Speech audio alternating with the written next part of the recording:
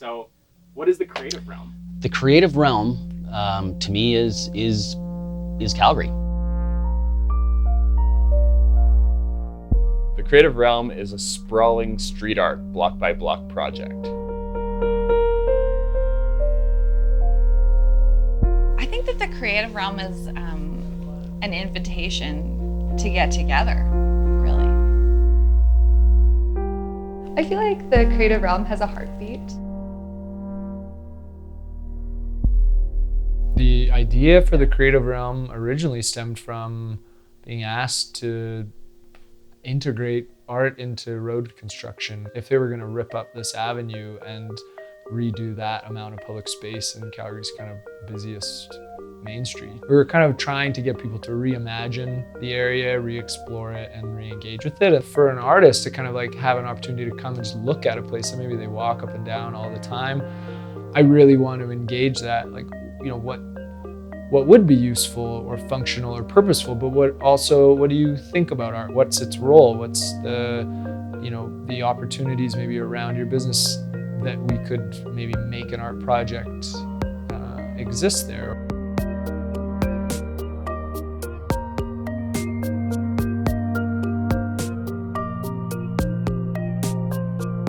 The general public has a instinctive nature to not be around those loud noises, scraping and pulling and tearing up rocks and elements, and those types of noises, especially in the business realm, deter people.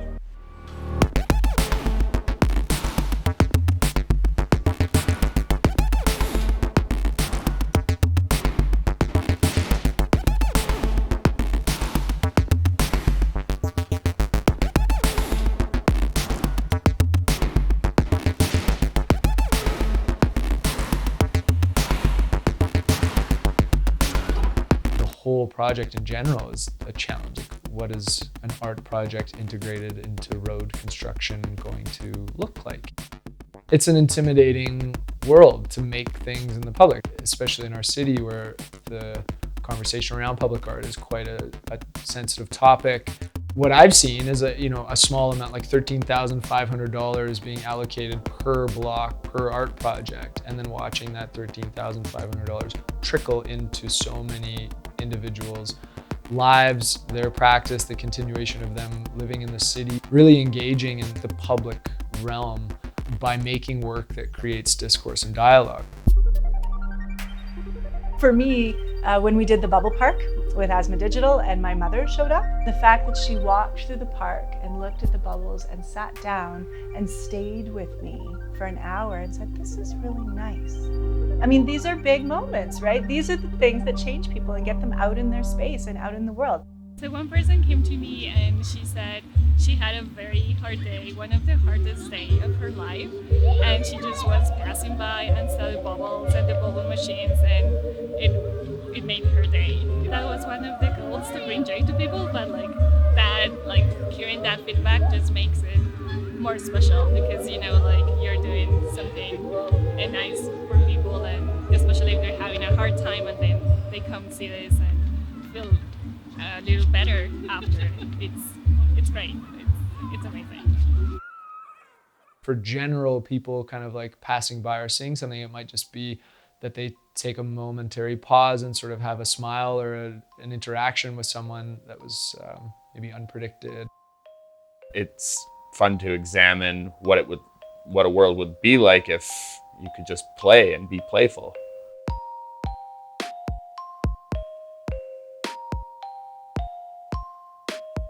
What we're doing differently here is we're integrating with the community, and we're creating something alongside them and with them that they are a part of every step of the way. The creative realm wouldn't be possible without the business owners who contributed their ideas. We met a lot of people who ply their craft in that neighborhood, and they were the glue of this entire project. Local businesses, independent businesses like us, actually fuel the local economy because the dollars stay in Calgary. We've had to be creative. We're encouraging people to come down on foot.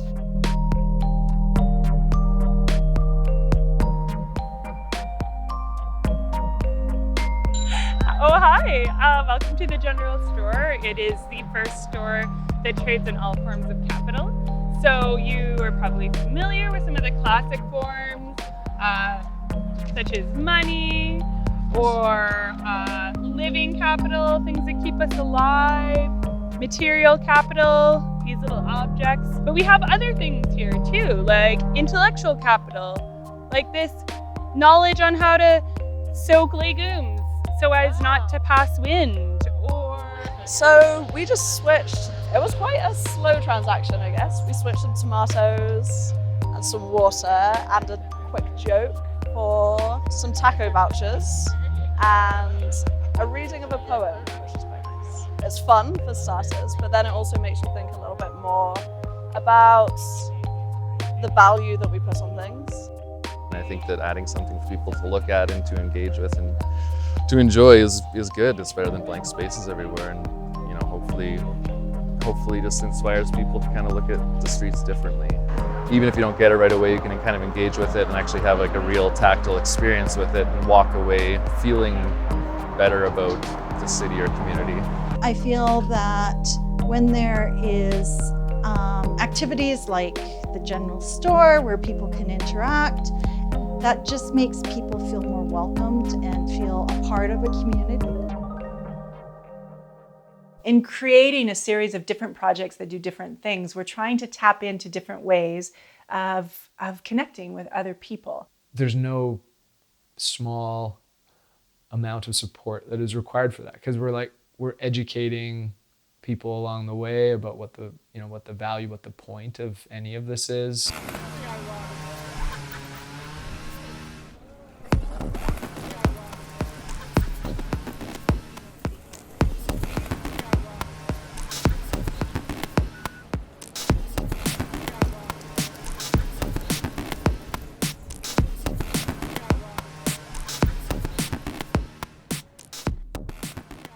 How can we throw a microphone on 17th Avenue and see what we get?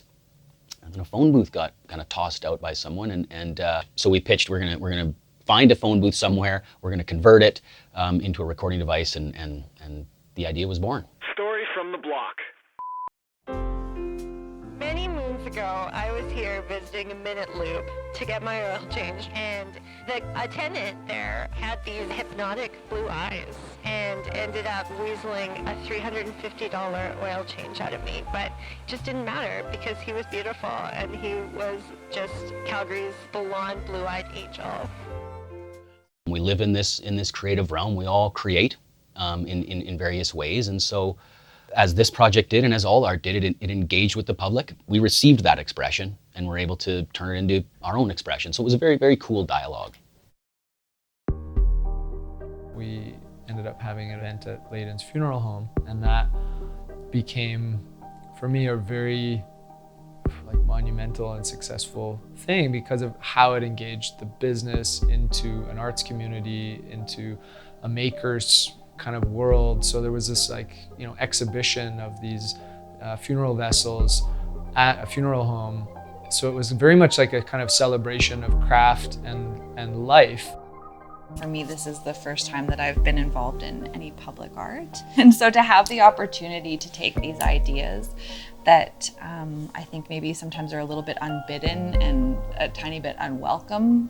We had like a 16-year-old kid who had never actually even made anything like this before, like weaving an infant coffin. So starting with nothing and coming out with this really incredible piece that basically wowed everybody that came to the show was pretty amazing.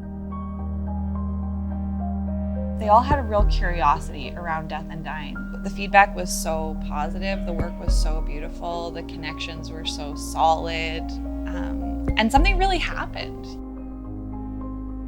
Choosing to fund art projects during road construction is a vote for a new generation of artists who are creating down there and who are making it happen. It's not hiring an artist and having them disappear and go back to a place. It's creating a community that exists in a larger scale. And so long after this project's done, these are people who will stay connected. Hopefully somehow we're operating in both the seen and unseen world enough to make a change. It's the root system of the tree. If you impact the roots, the tree changes. What we're hoping to do is kind of impact those roots in some small ways so that what we grow out of the city is something more that we want to see and be a part of and participate in, and hopefully encourage others to do the same.